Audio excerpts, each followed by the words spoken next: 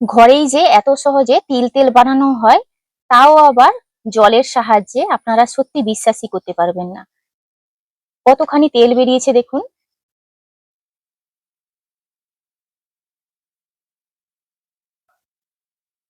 নমস্কার বন্ধুরা, আমার চ্যানেলে আপনাদের সবাইকে স্বাগত। আমরা সাধারণত বাজার থেকে যা কিছু কিনে খাই, প্রায় সমস্ত কিছুই বলতে গেলে ভেজাল। তার মধ্যে অন্যতম হলো তেল। আমরা সাধারণত যে রান্নায় তেল খাই, তেলও কিন্তু ভেজাল খেয়ে থাকি। আজকে আমি বানাবো খুবই সহজ পদ্ধতিতে তিল তেল। তিল থেকে আপনারা খুব সহজ পদ্ধতিতে ঘরেই তেল বের করে নিতে পারবেন। চলুন কিভাবে বানাচ্ছি দেখে নেওয়া যাক। এখানে প্রায় 400 গ্রাম মতন আমি তিল নিয়েছি। তিলটা আপনারা কম বেশি করে নিতে পারেন। এইভাবে হালকা আঁচে এটাকে একটু ভেজে নেব। তিলটাকে দেখুন এইভাবে হালকা লাল লাল করে ভেজে নিয়েছি। এই অবস্থায় নামিয়ে নেব একটা থালায়। তিলটাকে নাবিয়ে সম্পূর্ণ ঠান্ডা করে নেব।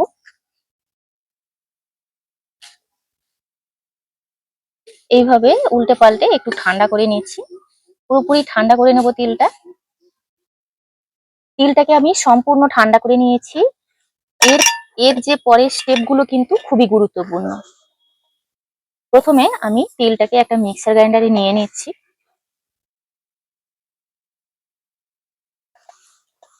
মিক্সিটা চালানো থেকেই কিন্তু একটু ধ্যান দিয়ে করতে হবে।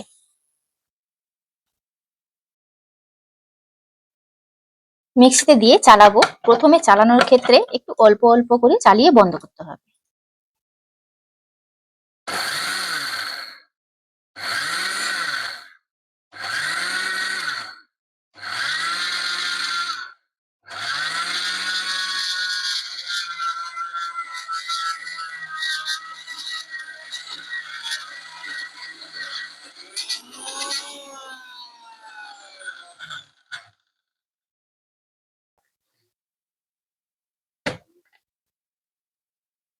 আবারও একটু চালিয়ে নেব। যেভাবে আমরা পিনাট বাটার তৈরি করি, ঠিক ওইভাবে কিন্তু মিক্সিটাকে চালাতে হবে।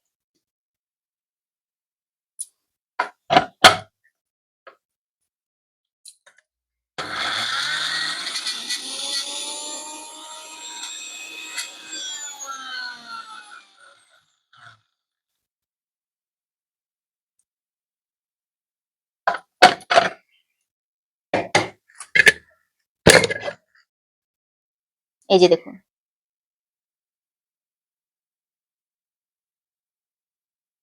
এইভাবে তেল ছাড়তে শুরু করবে মিক্সির মধ্যে।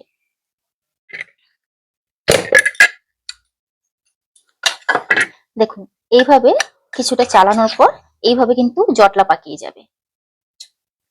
এখান থেকে কিন্তু অলরেডি তেল ছাড়া শুরু হয়ে গেছে। তো এবার আর বেশি চালাবো না। এর বেশি চালালে কিন্তু আরো বেশি তেল ছেড়ে যাবে। মানে এর বেশি আর একটু চালালে আরো পুরো এটা নরম হয়ে যাবে। এবার এই তেলটা একটা পাত্রে নিয়ে নেব।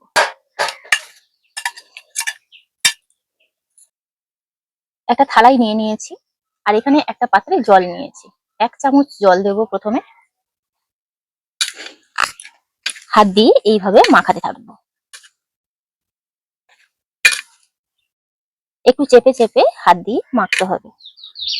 প্রথমের দিকে একসঙ্গে জল দেওয়া যাবে না, ঠিক চামচে করে একটু একটু দিতে হবে।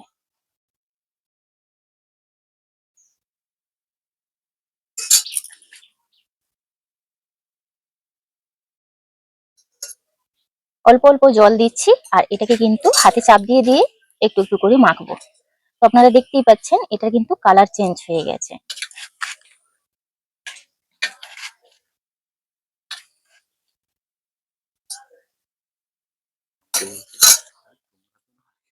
এইভাবে হাতে চাপ দিয়ে দিয়ে প্রায় 2 থেকে 3 মিনিট মেখে নিয়েছি। তো আপনারা দেখতেই পাচ্ছেন এর কালার কিন্তু সম্পূর্ণ চেঞ্জ হয়ে গেছে। আর আপনারা গাটা একটু দেখলে বুঝতে পারবেন। এই যে দেখুন, এটা আরো কিছুক্ষণ মাখতে হবে। আমার হাত পুরো তেল তেল হয়ে গেছে। আবারও অল্প অল্প জল দিচ্ছি। এইভাবে মাখতে মাখতেই দেখবেন তেলটা কিন্তু আলাদা হতে শুরু করবে।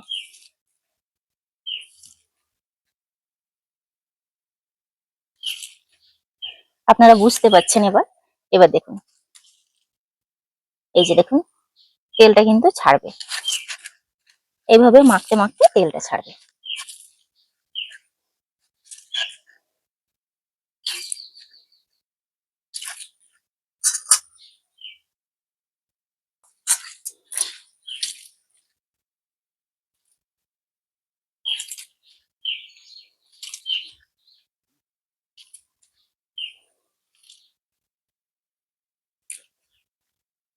এখানে আপনারা বুঝতে পারবেন আগের তফাৎটা।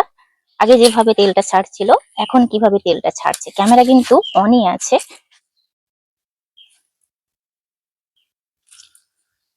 এই যে আপনারা দেখতে পাচ্ছেন, এই মাখার কাজটা কিন্তু খুবই গুরুত্বপূর্ণ।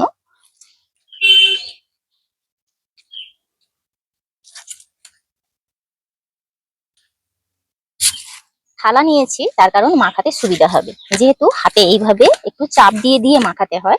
তো আপনারা দেখতেই পাচ্ছেন তেলটা কিভাবে ছাড়ছে। এই যে দেখুন, এইভাবে যত মাখা হবে তত তেলটা বেরোবে। এটাকে কোল্ড প্রেসে তেলটা বের করানো হচ্ছে।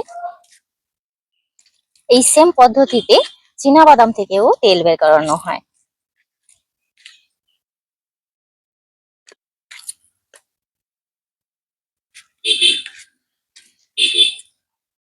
দেখুন, ঠিক 7 থেকে 8 মিনিট মাখানোর পরে তেলটা কিন্তু এইভাবে ছাড়তে শুরু করবে। দেখুন তেলটা গড়াচ্ছে। যত মাখা হবে তত কিন্তু তেল সাইড হয়ে যাবে।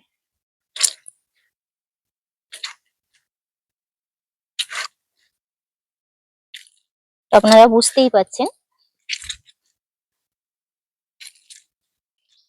এই যে দেখুন, যত মাখছি তত কিন্তু তেল ছাড়ছে। এই যে সাইডে দেখুন, এইভাবে সাইড করে রেখেছি, থালা থেকে কিন্তু তেলটা এক সাইড হয়ে বেরোচ্ছে। এইভাবে মাখাতে মাখাতে আপনারা দেখতেই পাচ্ছেন তেলটা কিন্তু এইভাবেই বেরোতে থাকবে।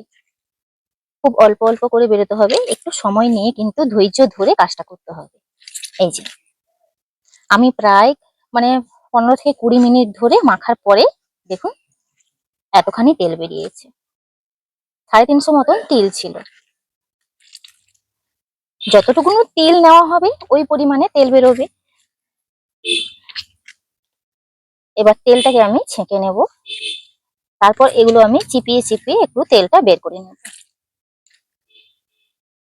এইভাবে চিপিয়ে চিপিয়ে আমি অতিরিক্ত তেলটা ঝরিয়ে নিচ্ছি।